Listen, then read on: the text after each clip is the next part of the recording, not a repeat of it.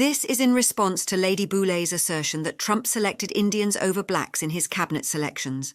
I think all of us on the Conservative side are more interested in having the best candidate for the job, which includes education, occupational expertise, and the ability to articulate their thoughts.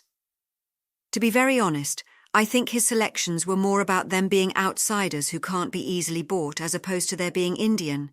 But if you constantly see things in terms of race, you'd miss the devil in the details. The current HUD Secretary of Housing and Urban Development, Adrienne Todman, is from St. Croix. How in the hell would she know what is right for people living in the inner cities of Chicago and New York? Yet, I heard no complaints about the Dems selecting a woman of Caribbean origin just for the sake of diversity. Perhaps that is why immigrants have had preferential treatment over Black Americans and homeless veterans, who make up a large percentage of the homeless population of the inner cities.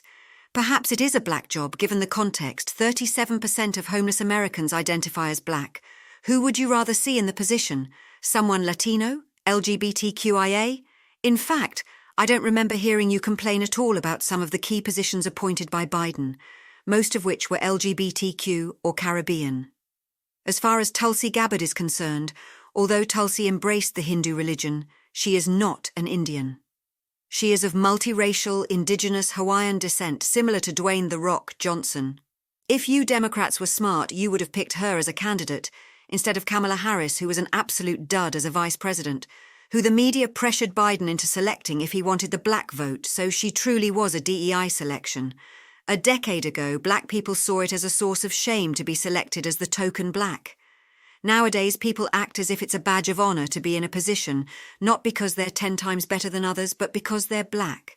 As far as Byron Donalds is concerned, he was arrested for marijuana possession as a teenager and trying to deposit a bad check, all before the age of 21, so his record has been expunged.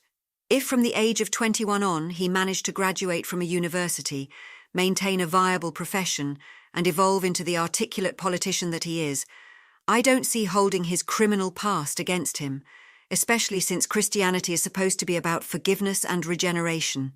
In conclusion, we're tired of the tokens.